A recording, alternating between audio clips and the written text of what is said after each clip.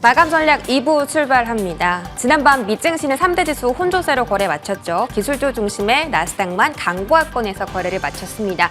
하지만 국내 증시 기술주들은 힘을 써주지 못하고 있습니다. 일단 미국의 10년물 국채금리 상승세 때문에 불안감이 커지고 있는 시장인데 아침부터 해서는 국채금리가 살짝 꺾이는 추세가 나타나고 있습니다. 그럼에도 불구하고 코스피 힘을 써주지 못하고 있네요. 자, 오늘 잠깐 2,517포인트까지 올랐다가 오후장 들어서는 힘없이 탄력이 둔화되는 모습 나타나고 있고 장중 2,499선 터치하면서 2,500포인트를 이탈하는 모습도 나타납니다. 외인 기관의 매도세 나타나고 코스닥 시장도 마찬가지입니다. 외국인 기관의 동반 매도세에 힘없이 코스닥은 계속해서 저점을 키워가는 모습 오늘 연출되고 있고요. 현재 구간 1%대 하락 나오면서 다시 한번 61선 이탈하는 흐름입니다. 자, 오늘도 정말 하루가 다르게 새로운 테마들이 급부상을 하고 있습니다. 오늘 양자 컴퓨터 이야기 해볼 텐데요. 양자 컴퓨터 테마가 오늘 아침에 갑자기 급부상하면서 상한가 종목들이 무더기로 속출하기 시작합니다. 너무 어려운, 저도 문과라서 잘 모르지만 너무 어려운 이야기이기 때문에 쉽게 말씀을 드리자면 슈퍼컴퓨터가 어려운 정보를 처리하는데 수백만 년이 걸린다면 이 양자 컴퓨터는 단 몇 분 만에 이 정보를 처리할 수 있는 겁니다. 그래서 미래산업의 게임 체인저로 평가를 받고 있는 거고요. 오늘 상한가에 속출한 종목들 이런 이유 때문에 갔습니다. 한국원자력연구소에서 어떤 논문을 네이처 학술지에 게재를 했는데 초전도체랑 좀 비슷해요. 양자 기술이 원래는 초저온에서만 기술이 구현이 됐는데 이제는 27도 정도의 상온에서도 양자 기술을 구현하는 겁니다. 이런 연구 결과를 네이처 학술지에 지난주 목요일에 게재를 했습니다. 네이처 너무나 권위적이고 신뢰성도 풍부한 국제 학술지죠. 자, 이런 이슈 때문에 오늘 정말 많은 종목들을 테마의 종목들이 상한가 가고 급등하기도 했습니다. 자, 다음 화면 보겠습니다. 그런데 이 양자 컴퓨터 이야기가 오늘 하루 주목을 받은 게 아니었습니다. 미국의 아이온큐라는 양자 컴퓨팅 관련 스타트업 기업이 있는데 이 기업이 지난주에 실적을 발표를 했어요. 2분기 매출액이 전년 대비 111%나 급증했습니다. 그러면서 우리의 성공이 입증되기 시작했다라고 회사 측은 언급하기도 했습니다. 정말 재밌는 게 8월 9일부터 15일까지 서학 개미들이 어떤 종목을 가장 많이 샀을까 봤더니 첫 번째로는 반도체 레버리지 3배 ETF 상품이었고 두 번째가 아이온큐였습니다. 애플보다도 더 많이 산 거죠. 이미 서학 개미 투자자들은 이 양자 컴퓨팅 관련주에 집중을 하고 있었던 겁니다. 이런 소식들이 재밌어서 더 찾아봤더니 다음 화면 보시면 국내에서도 정책 이슈가 나왔더라고요. 바로 어제입니다. 한국과 미국, 일본 이 세 개 국가가 핵심 신흥기술 공동 개발하는 MOU를 체결했다라는 소식이 어제 전해졌는데 어떤 분야에서 공동 개발을 하나 봤더니 첫 번째로 첨단 컴퓨팅이 있었습니다. 뉴스를 보니까 첨단 컴퓨팅 나오면서 그 양자 컴퓨터 사진이 나오더라고요. 그래서 뭐 9월 중에는 세부 이야기가 나온다라고 하는데 아니 왜 이렇게 대단한 재료들을 가지고 왜 오늘에서야 이 테마가 올라왔을까라는 의문이 듦과 동시에 만약에 요즘의 테마장이 아니었더라면 이 종목들이 이렇게까지 상한가에 갈 수 있었을까 하는 의문이 동시에 들었습니다. 어쨌든 오늘 상한가에 달성한 종목들 한번 적어와 봤고요. 우리로 엑스게이트, KCS, 코이버, 텔레필드, PPI 전부 다 양자 컴퓨팅 관련주로 오늘 상한가에 도달했습니다. 이런 사업들을 영위를 하고 있고요. 또 테마적으로 봤을 때는 양자 암호, 디지털 화폐, 키오스크, 5G, 보안 테마에 있는 종목들이 다 올라왔었고 거기다가 더 재밌는 점은 초전도체, 맥신, 양자 컴퓨팅 이 세 개 테마를 겹 테마에 묶여있는 종목들이 꽤 있었다라는 겁니다. 물론 뭐 초전도체나 양자 컴퓨팅 이렇게 묶인 종목들도 있었고요. 상한가에 도달하지 못했지만 그래도 급등하는 종목들 아직까지도 많이 나와 있고요. 뭐 이 종목들의 테마 연속성은 진짜 이루어질지 앞으로 초전도체가 지금 생각보다 오래 살아남고 있는데 이 양자 컴퓨팅 종목들도 그럴지 잠시 뒤에 투자 관점 체크 받아보도록 하겠습니다. 다음 테마 볼게요. 자, 제약바이오 섹터가 지금 상반기보다 하반기에 주목도가 더 높아지고 있습니다. 지금 미국에서 비만약 광풍 때문에 일라이릴리가 지난밤에 신고가 경신을 했는데 전통적으로는 존슨앤존슨의 시가총액이 가장 큰 제약회사였는데 이제는 일라이릴리가 그 시총을 넘어섰습니다. 계속해서 집중받는 바이오 섹터 중에서 비만 관련주 인벤티지랩 설명을 드렸었고요. 자동화 세포 분석 기업인 큐리옥스 바이오시스템즈는 신규 상장주 이야기할 때 좀 언급을 해드린 드린 적이 있습니다. 어제 딥노이드 받고 오늘은 DR텍을 잠깐 보려고 하는데요. DR텍은 딥노이드와 다르게 엑스레이 전문 기업입니다. 디텍터 플러스 시스템을 생산하는 업체인데 디텍터 부문에서는 인체용 엑스레이, 동물용 엑스레이, 그리고 산업용 엑스레이까지 전부 생산을 하고 있고요. AI에 묶이는 쪽이 이쪽입니다. 진단 영상 솔루션이라고 해서 AI 기반 이미지 프로세싱을 하는 그런 기기도 만들어내고 트루 AID라고 해서 유방암을 채출해내는 그런 검사 장비도 DR텍이 만들고 있었습니다.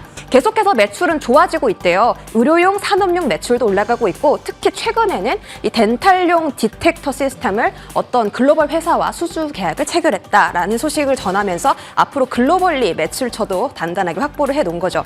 자, 주가를 보겠습니다. 사실 DR텍도 주가가 그동안 정말 많이 올랐습니다. 올해 1,500원대부터 4,500원 넘게 올라갔고 지금 상한가 도달에 성공을 했네요.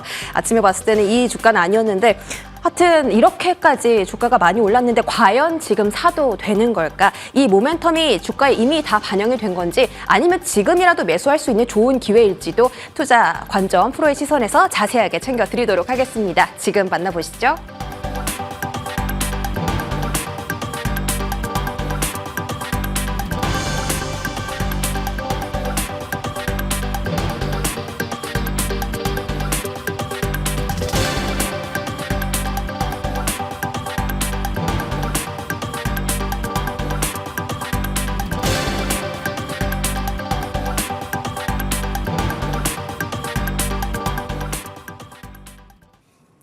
브리핑 잘 들었습니다. 시장 분위기는 오후장 들어서 더 탄력을 잃고 저점까지 밀리는 모습입니다. 거래는 7.4조, 11조 양시장에 이렇게 거래가 되면서 계속되는 한산함 그리고 개인들만 사들이는 이런 매수가 이어지고 있습니다. 오늘은 어떻게 봐야 할까요? 내일 이벤트데이 앞두고 두 분의 전략 들어보겠습니다. 두 프로 모셨습니다. 임순재 루크투자연구소 대표, 차영주 MTN 전문위원입니다. 어서 오세요. 네, 안녕하십니까. 자, 시장부터 여쭤보죠. 임 대표님, 내일 엔비디아 실적 발표 소화, 잭슨홀 미팅까지 금리가 최근 올라가는데 절대적인 금리 레벨 단위 올라가게 되면서 여기 금리 변곡점으로 내일 기대하는 포인트가 많지 않습니까? 네. 또 반도체주들의 운명도 달려있다고 이야기를 하고요. 그 안에서 거래는 한산했고 테마주들로만 거래 쏠림이 있었습니다. 오늘 마감 앞두고 어떻게 해석하세요? 일단 뭐 지금 시장 주도주가 특별히 이제 눈에 띄지 않는 그런 상황이다 보니까 이제 테마주가 좀 순환매가 좀 이어지고 있다라고 보시면 될 것 같습니다. 특히 이제 테마주 관련돼서는 뭐 지금 뭐 계속 지금 얘기가 나오는 게 뭐 계속 좀 돌아가고 있는데요. 뭐 그 전에 뭐 초전저체했다, 맥심했다, 오늘은 뭐 양자까지. 뭐 일단 그 실체가 어떻게 뭐 정확히 나왔다라기보다는 그걸 하겠다라는 뭐 그런 기대감 때문에 이제 뭐 주가가 움직이고 있다라고 보시면 될 것 같고요. 그렇기 때문에 이런 테마주를 투자를 할 때 과연 이게 실체가 뭐 실체 여부를 따지게 되면 이제 뭐 투자를 못 하시니까 그거보다 이제 기대감 때문에 하시는데 이렇게 급변하고 있는 그런 상황이기 때문에 좀 더 주의해서 투자를 하셔야 되지 않을까 싶습니다. 뭐 초전주택 같은 경우 오늘 또 장중에 좀 등락이 상당히 좀 심한 그런 모습을 좀 보이고 있습니다. 그 이유가 오늘 이제 초전도 이제 저온학회에서 뭐 지금 학술 대회를 하고 있는데 오늘 그 뭐 장 끝나고 나서 이제 관련돼서 비공개 이제 회의를 하겠다라는 그런 얘기 때문에 어제 오늘 좀 강했다가요. 뭐 지금 뭐 오거화되면서 다시 이제 차익 매물이 좀 추계가 되면서 지금 뭐 거의 보합 수준이나 이제 마이너스로 이제 바뀐다라고 보시면 될 것 같고요. 뭐 신소재 테마 관련돼서도 여전히 이제 이런 신소재가에 대한 이제 기대감이 이제 큰 것도 사실입니다. 그만큼 뭐 국내 투자자들이 이제 얼리 어댑터 성격을 좀 강하게 이제 띄다 보니까 이렇게 신기술에 대해서 이제 관심을 좀 많이 갖는다라고 보시면 될 것 같고요. 다만 이렇게 이제 신기술이 나온다라고 해서 이게 당장 상용할 수 있는 건 아니다라고 보시면 될 것 같습니다. 뭐 최소한 수년에서 수십 년 동안 걸릴 가능성도 충분히 있다라고 생각이 되고 있고요. 그리고 중간에 양산화 과정에서 여러 가지 문제점이 있다라고 하게 되면 양산화를 포기해야 되는, 그러니까 결론은 기술이 이제 없어지는 이제 그런 상황까지 이제 될 수도 있다라는 것도 같이 감안해서 투자를 하셔야 되지 않을까. 그렇기 때문에 뭐 돈이 많아서 내가 양산할 때까지 기다리겠다라는 생각으로 투자를 하시지 않고 단기 트레이닝 관점에서 투자하신다라고 하게 되면 투자하실 때 좀 더 유의를 하셔야 되지 않을까라는 생각을 해보고 있습니다. AI 관련 쪽은 그나마 이제 엔비디아가 이제 오늘 밤에 이제 실적을 발표하고요. 그 다음에 네이버 같은 경우도 이제 내일 클로버 X를 이제 발표할 걸로 이제 예상이 되고 있고요. 이렇게 일단 발표를 하게 된다라고 해서 지금 뭐 시장 예상이 상당히 긍정적으로 지금 미쳤기 때문에 관련 주가도 그만큼 이제 올랐었다라고 보시면 될 것 같습니다.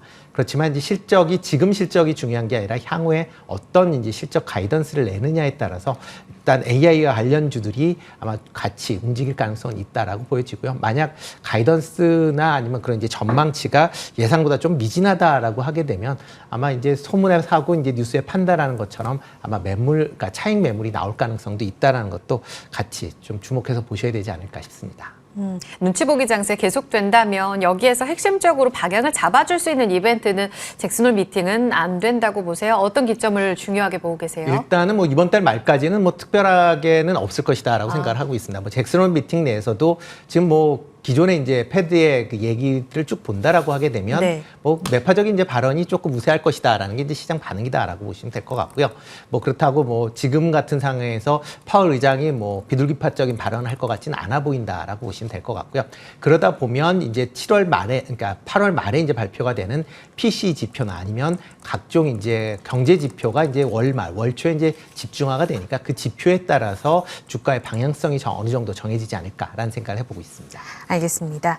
오늘 테마 이야기를 또 자세하게 해주셨는데 양자 암호 테마 딱 어제 이 시간대에는 후쿠시마 방류 관련해서 수산물 혹은 육개주 종목들이 일제히 3시 구간에 무더기 상한가에 들어갔었죠. 오늘 상한가 테마 여기 좀 유동성이 다 쏠리는 쪽이 오늘 양자 암호입니다. 8개 종목 지금 상한가에 들어가 있고요. 신성 델타테크나 휴비스 같은 초전도체 맥시는 딱 3시 기점으로 변동성 커지면서 하락 반전된 종목들 많거든요. 근데 양자 암호 쪽은 상한가 풀리지 않고 지속적인 상승세 이어지고 있습니다. 굵직한 이벤트가 명확하게 좀 공개가 되면 내일자로 차 의원님 이제 시장 방향성이라든지 주도주는 명확해질까요? 이제 테마주들의 쏠림 현상도 조금 완화될까요? 테마주들은 저는 계속 있을 것 같습니다. 왜냐하면 테마주들은 항상 주시장이 있었는데 최근에는 무슨 뭐 놀이나 게임처럼 하시는 것 같아요. 이것을 임순재 대표께서 말씀하셨다시피 논리적으로 접근을 하시는 분들은 원래 테마주는 못 들어가는 건데 네. 지금은 이제 테마주 같은 경우 언론에서도 일부 뭐 토론방이라든지 이런 것들을 단순하게 이제 거론하기도 하고 또 뭐 오늘 사이에는 또 이 초전도체 투자하셨던 공무원분이 또 사건을 일으켜가지고 또 이런 문제까지 발생되지 않았습니까? 지금 상황에서는 테마주들은 저는 매매라고 생각하지 않습니다. 단연코 MTN 시청자분들께 말씀드리지만 테마주는 지금 놀이처럼 되고 있어요. 무조건 된다, 안 돼, 상한가 올라가면 따라가고 그게 우리가 초전도체 기준만 보더라도 갑자기 상한가 들어갔다 다음날 개파락하면서 상한가 들어갔다가 또 누군가 한 얘기를 하면 그걸 빌미해서 또 끌어올렸다가 바뀌었다가 맥신으로 갔다가 양자 역학으로 갔다. 이거의 또 테마주의 특징은 뭐냐면 테마주는 그 일반적으로 봤을 때 오롯이 그 내용을 파악하기 어렵다라는 겁니다. 우리가 초전도체를 지금 저희가 설명드리기 위해서 간단하게 얘기하지만 그 안에 들어가면 엄청난 얘기들이 들어가 있는데 양자역학도 그렇죠. 뭔가 그럴듯해 보인다라는 특징을 갖고 있다라는 거죠. 따라서 그냥 테마주들은 뭐 저희 MTN 시청하시는 분들도 지금 저는 이렇게 보고 싶어요. 테마주 매매하시는 분들은 지금 이거 못 보고 계실 것 같고 이거 보고 계신 분들은 야 이거 무슨 현상이야라고 보고 계실 것 같은데 그냥 현상으로 한번 보셔야 될 것 같아요.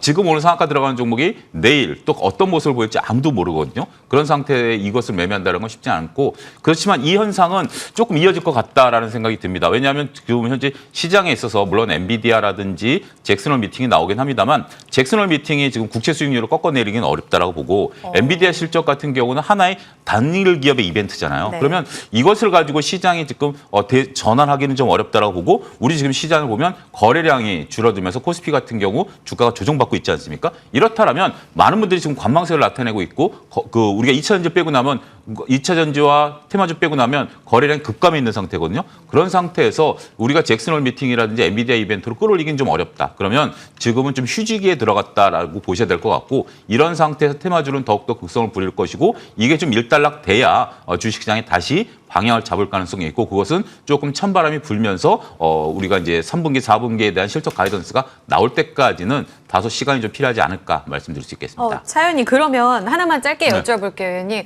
방금 말씀하신 대로 테마는 살아있을 텐데 여기에서 길게 가는 자금들과 테마 안에서 움직이는 자금들과 유동성이 좀 나눠져 있다는 이야기 많이 하지 않습니까? 그렇게 되면 여기에 절대로 현혹돼서는 안 되는 그런 걸로 봐야 되는 거예요? 그렇죠. 테마는 제가 제 기준으로 봤을 때 네. 저도 테마주를 때로는 할 때는 있어요. 때로는 할 때가 있습니다. 뭐 이렇게 이런 테마 말고 나름 테마 성격이 여러 가지. 근데 전 테마를 들어갈 때 딱 그 한 가지 원칙을 지킵니다. 소액과 손절. 테마를 가지고 장기 투자한다? 이거는 정말 말도 안 되는 얘기. 여러분들 지금 무상증자 테마 따라가셨다가 장기 투자하시는 분 혹시 계신가요? 이거는 말이 안 되는 거죠. 지금 초전도체라든지 이런 것들이 구현이 될 수도 있죠.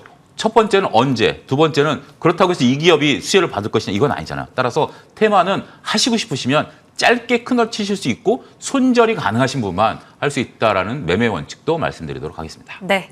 신성 델타테크가 또 급락했다가 낙폭을 줄이는 이런 변동성들 3시 지나면 항상 이렇게 변동성이 포착이 되거든요. 여기에 대한 의견까지 들어봤습니다.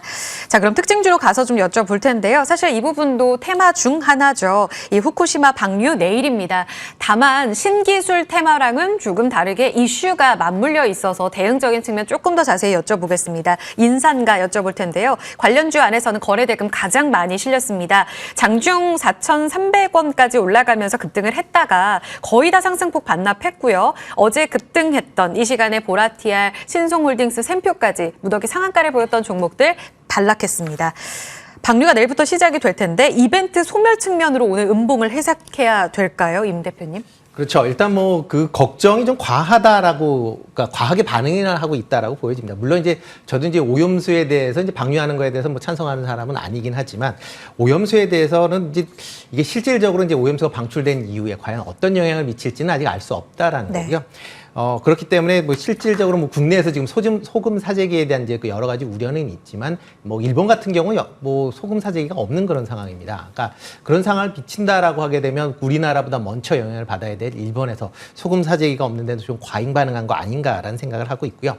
특히 이제 이런 원전에서 나오는 방사성 물질에 대해서는 뭐 좀 여러 가지 이제 생각을 좀 같이 좀 해보시면 어떨까 싶은데요. 대표적으로 지금 중국 원전을 우선적으로 좀 생각을 해보셔야 될 것 같습니다. 중국 원전이 대부분 우리나라 이제 서해안 쪽, 그러니까 중국의 동부 지역, 해안 지역에 이제 많이 지금 건설이 되고 있는 그런 상황입니다. 여기에서도 상당한 양의 방사성 물질이 지금 서해안으로 나오고 있는 그런 상황이고요. 그러다 보면 지금 대부분 걱정을 하고 있는 원전은 이미 중국 원전에 의해서 어느 정도 오염이 됐을 수밖에 없다. 이 논리라고 하면 그렇게 될 수밖에 없다라는 거고요. 그리고 과거에 이제 소련 같은 경우도 이제 그 소련 붕괴하기 전에 한 30여 년 동안 이런 이제 원자력 관련 방사성 물질을 동해와 그다음에 오츠크해 연안에 많이 이제 무단 불법 투기를 했습니다. 그러니까 그런 걸 감안한다라고 하게 되면 지금 있는 게 과연 그런 거에 비해서 불안감을 좀 과하게 조장을 했던 거 아닌가 좀 생각을 해보고 있고요. 특히 이제 소금만 뭐 놓고 본다라고 하게 되면 소금 같은 경우에 국내에서 뭐 안 된다라고 하게 되면 뭐 해외에서 수입을 해오면 됩니다. 특히 지금 뭐 바다의 소금을 걱정을 하시는데 그 대부분 해외 같은 경우 소금을 소금 광산에서 캐는 경우가 많습니다. 대표적으로 뭐 우리나라 같은 경우 들어오는 히말라야 소금 같은 경우도 대표적으로 이제 소금 광산에서 이제 나온다라고 보면 되기 때문에 그런 부분은 조금 과하게 반응을 하기 때문에 일반 투자자 입장에서는 굳이 이런 이제 후쿠시마 오염 테마로 특히 이제 소금 테마로 해서 쫓아가기에는 조금 부담스럽다라고 좀 생각을 하고 있습니다. 차 의원님 동감하세요. 지금은 팔자리다. 일단 테마의 성격이 크고요. 근데 물론 이제 우리가 테마라는 게 두 가지죠. 하나는 잘 모르는 거. 그다음에 이제 공포 이거죠. 지금 많은 분들이 이제 오염수에 대한 어떤 공포감을 좀 느끼고 있는 거고 우리가 얼마 전만 하더라도 북해 그 협정 때문에 또 고물주들이 올라가지 않았습니까? 네. 근데 저는 이것은 조금 앞서 얘기한 초전조태랑은 좀 다를 수도 있다라고 봐요. 그러니까 이제 계속 불안감들이 이제 되고 있는 거죠. 우리가 이제 이론적으로 보면 임순재 대표님께서 말씀하셨지만 우리 딱 한마디 할 수 있잖아요. 그래도 나 불안해. 이거잖아요. 우리가 이제 정부에서 얘기하는 것은 데이터 과학적인 공무원분들이 불안해 이렇게 얘기할 수는 없는 거고 과학적으로 얘기하시는 거고 그래도 이제 우리 입장에서는 난 뭔가 좀 찝찝해 이거는 거잖아요. 그래서 이 테마는 계속해서 출렁출렁거릴 가능성은 있어요. 하지만 이걸 가지고 매매를 하거나 중의적인 투자하기는 어렵다. 하지만 먹거리 테마라는 것은 우리한테 직결되는 문제이기 때문에 조금 오래 갈 가능성은 좀 있다라고 봐요. 하지만 이 영역도 역시 전문가의 영역이 아니겠나 싶습니다. 네, 불안 심리 계속 될 수는 있고요. 도의적 판단 여부를 저희가 차치하더라도 이것이 계속 기회인가 냉정하게 봤을 때에는 조금씩 그 영향력은 줄어들 수 있다는 측면 꼭 고려해 보시길 바랍니다. 특징주 계속 가겠습니다. 차 의원님 네이버입니다. 어제는 하이퍼클로바 X 기대감 반영하면서 오르더니 오늘은 하루 전날인데 빠집니다. 어제 상승분 다 내놨고요. 이미 셀온이 시작된 거라고 봐야 될지 아니면 오늘 기회인가요?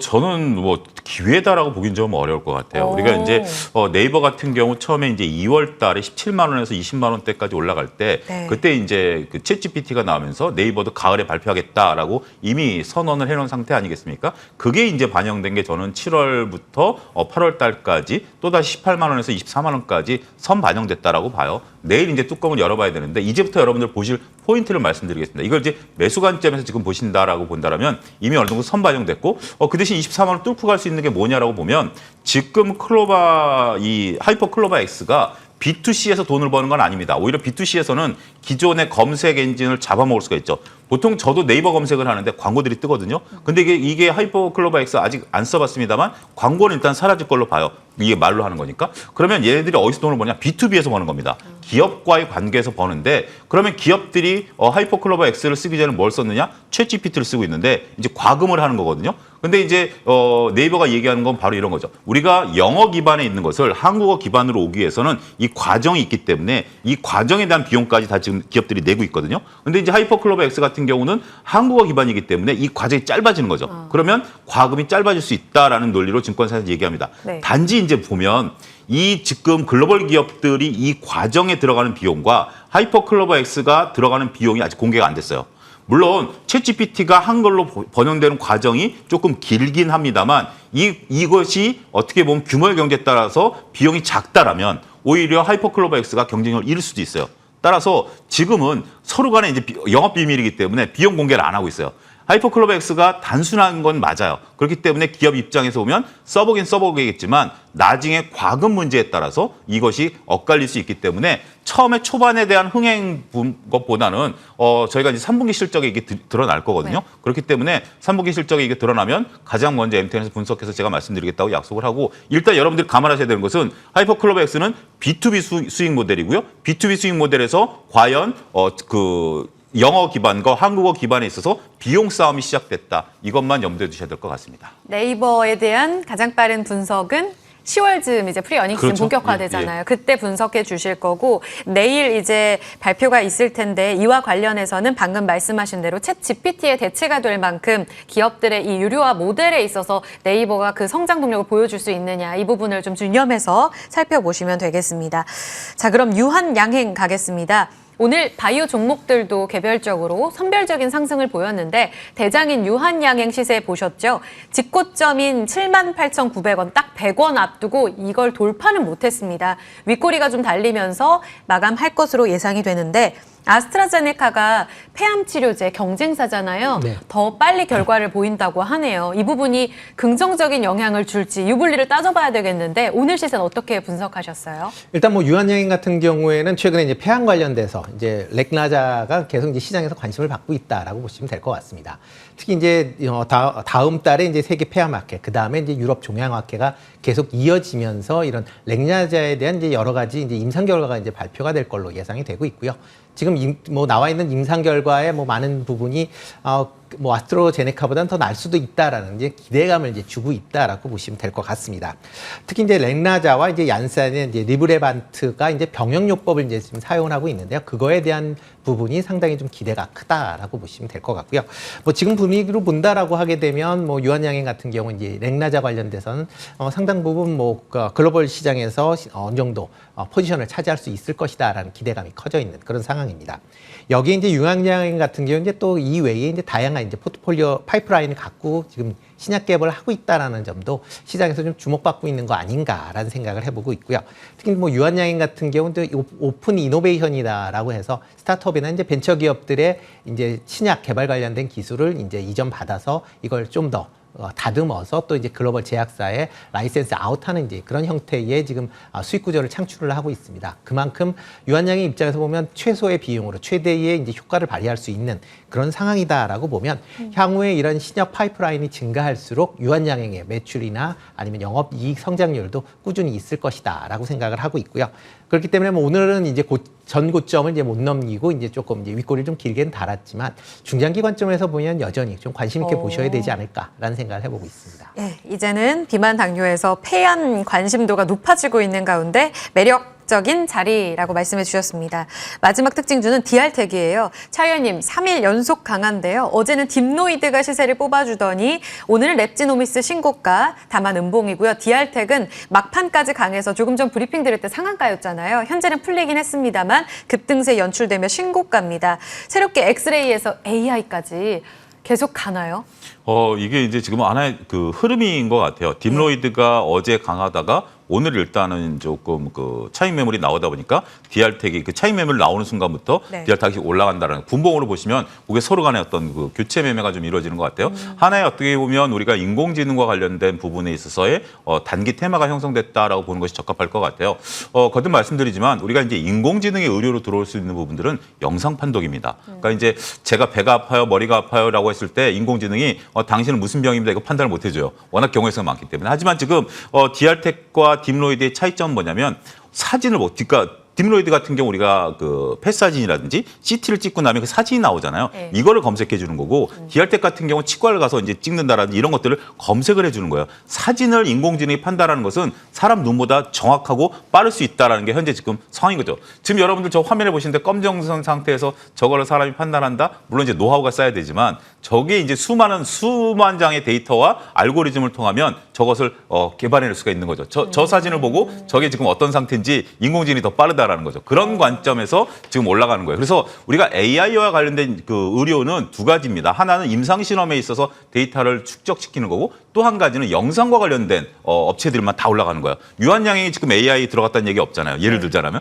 그런 방식으로 여러분들이 이해하시면 될 것 같고 그런 테마가 지금 단기적으로 형성이 돼 있다. 인공지능과 관련해 가지고 사진 판독에 있어서 이런 부분들이 되고 이것에 대한 딥로이드라든지 이 디알텍 같은 경우 좀 저는 지금 너무 시세가 급등하니까 따라가서 하실 필요는 없지만 네. 중기적으로 만약에 요거에 대한 관심이 떨어진 상태라면 모아가시는 전략은 유효하다고 봐요. 왜냐하면 이것이 어디에 쓰이냐면 자율주행이라든지 사물 인터넷에 쓰입니다. 우리가 그러니까 사물이 사물을 판단할 때 기계가 판단할 때 보면 이것을 판단할 수 있는 게 이미지로 판단하는 거거든요. 그 이미지 센서인데 그 부분에 있어서는 이들 기업들이 뛰어나기 때문에 이것의 사업 확장성은 저는 굉장히 크다라고 보거든요. 네. 단지 지금은 너무 작은 분야에 있어서 시세가 몰리고 있습니다만 긴 호흡으로 메모해 두셨다가 주가가 조금 잊혀진 수준이 되면 모아가시는 전략은 유효하다라고 말씀드릴 수 있겠습니다. 시장 주목하겠습니다. 다시 한번 상한가로 들어가려는 시도가 나오거든요. 움직임 길게 보시기 바랍니다. 자, 관심주 듣고 마무리하겠습니다. 임 대표님 가격 전략 위주로 좀 들어볼까요? 네, 현대 로템 좀 관심 있게 보시면 어떨까 싶고요. 방산. 네, 방산 관련 쪽이죠. 일단 뭐 K2 이제 전차에 대한 이제 그런 기대감이 이제 커져 있는 것도 사실이고요. 특히 이제 하반기 들어서 지금 뭐 폴란드와의 이제 2차 계약권이 남아 있는 그런 상황이고 네. 최근에 이제 루마니아도 지금 뭐 250대 정도의 이제 전차를 발주할 걸로 예상이 되고 있습니다. 그런 걸 감안하면 해당 지역에서 상당히 좀 강점을 가질 가능성은 충분히 있다라고 생각이 되고 있고요. 현대 로템이 뭐 일단 뭐 실적은 상당히 좋게 나왔는데 실적 이후에 발표한 이후에 좀 약세를 보이고 있습니다. 그래서 7월 이후에 조정을 보였는데 어느 정도 지금 정도 가격대면 조금 이제 조정이 끝나는 거 아닌가라는 생각을 좀 해보고 있습니다. 그렇기 때문에 한 29,000원 정도에서는 뭐 충분히 매수가 가능하지 않을까라는 생각을 해보고 있고요. 그다음에 목표 가격은 35,000원, 손절은 25,000원에 하시면 어떨까 싶습니다. 네, 방산 지정학적 리스크도 요즘 간간히 들리죠. 이런 뉴스보다도 실적에 포커스 맞춰보시기 바랍니다. 현대로템 다시 기회 3만 원 아래서 잡아보자. 35,000원까지 1차적인 목표가 제시됐습니다. 현대로템까지 함께했습니다. 두 프로들은 보내드릴게요. 임순재 대표 차용주 전문위원이었습니다. 고맙습니다.